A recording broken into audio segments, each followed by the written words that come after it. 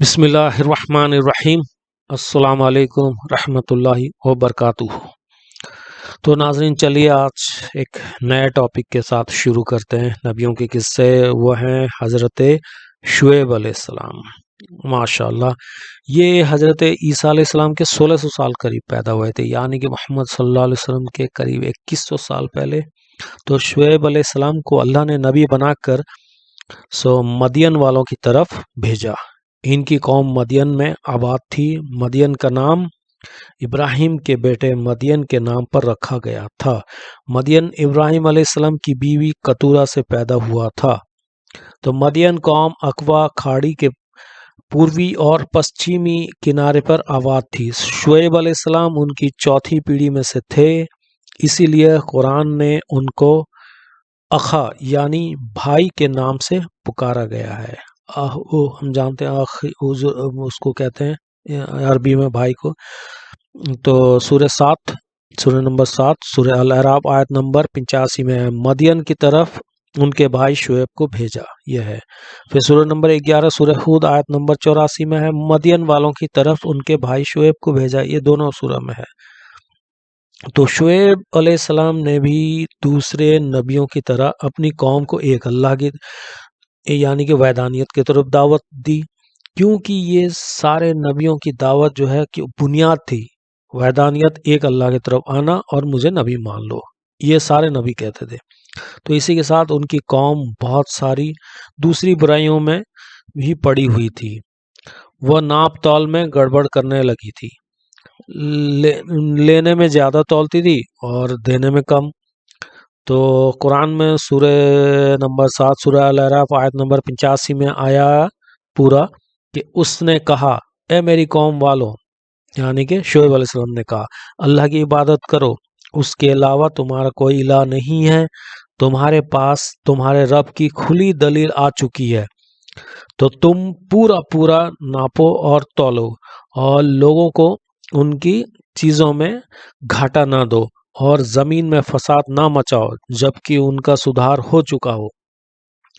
नाप तौल में कमी से ज़मीन में फसाद फैलता है, क्योंकि लोगों के दिल एक दूसरे से फिर जाते हैं। एक दूसरे से लोग मुतनफ़र हो गए, नफ़रत भी करने लगते हैं, जिससे प्यार मोहब्बत ख़त्म हो जाती है, जो फसाद की वजह बन जाता है। तो उसने कहा, ए मेरी कौम वालों, अल्लाह की इबादत करो, इसके अलावा तुम्हारा कोई इलाह नहीं है, और तुम नाप तौल में कमी ना किया करो। यह सूरह नंबर 11 सूरह हूद यानी कि आयत नंबर 84 में आया है। फिर से, लेकिन शुएब की कौम जो है अभी अपने बनाए हुए बुतों को पूजा करती थी, और बल्कि उल्टा उन्होंने नबियों को डराना धमकाना शुरू कर दिया। ये हर कौम का यही था आलमिया, और क्या। फिर सूरह नंबर 11 सूरह आयत 87 में, सिर्फ 87 में आया हुआ है। तो ये बोले, ए शुएब, क्या तेरी नमाज तुझे यही हुक्म देती है कि हम उसे छोड़ दें जिसे हमारे बड़े पूछते रहे थे? यही है मामला। तो मुशरिक लोग उस बात पर बड़ी सख्ती से जमे रहते हैं जिस पर उन्होंने अपने बड़ों को पाया है। उनके लाख समझाने पर कोई काम गलत है, खुदाई हुक्म और खुदाई पैगंबर के खिलाफ है, मगर वो किसी तरह के छोड़ने के लिए भी तैयार नहीं होते, बल्कि उनकी वो दलील होती है कि जो काम हमारे बाप दादा करते हुए हैं, क्या हम उसे छोड़ दें? आज भी वही मामला है, क्या तुम ही सबसे बड़े आलिम हो? तो ये आज मुसलमानों को कोई बात समझाओ तो ये कहेंगे, क्या भाई, अगर दीन में अगर उन्हें कोई कुरान का आयत या सुन्नत पता नहीं है, या कोई बहुत सारे लोग अमल नहीं करते, कोई नया है, उन्हें ऐसा लगेगा कि नया चीज़ आया हुआ है, कोई ये नया चीज़ें बता रहे हैं। क्योंकि जो दीन के अंदर जो एडिशन, जो बिदात चलता है, उसी को मुस्लिम्स भी कंटिन्यू रखना चाहते हैं। मुशरिकों की तरह, काफिरों की तरह कैसे चलेगा? तो शुएब अलैहिस्सलाम की कौम ने कहा, क्या एक तू ही सही है और भला आदमी रह गया है, यानी कोई और अच्छा है ही नहीं। ये सूरह नंबर 11 हूद आयत नंबर 87 में आया। और फिर वह धमकी पर उतर आए।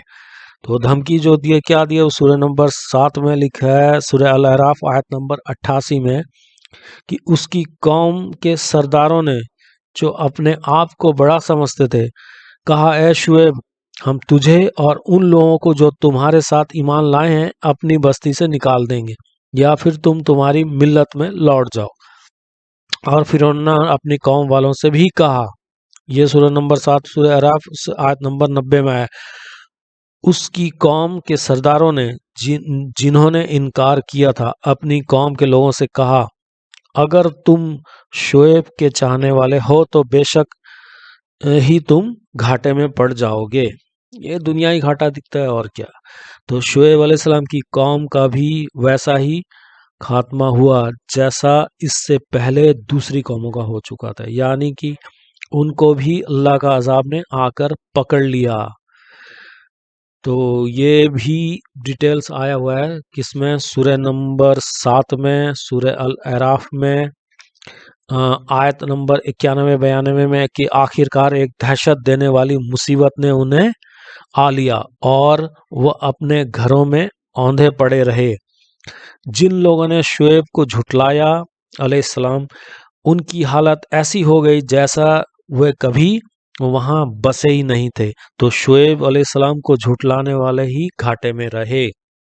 और एक जगह सूरह 11 सूरह नंबर हूद आयत नंबर सूरह हूद आयत नंबर 94 में आया, जब हमारा हुक्म आ पहुंचा तो हमने अपनी मेहरबानी से शुएब अलैहिस्सलाम को और उन लोगों को जो उनके साथ ईमान लाए थे बचा लिया, और जिन लोगों ने जुल्म किया था उन्हें एक खौफनाक चीख ने आ लिया और वह अपने घरों में औंधे पड़े रह गए।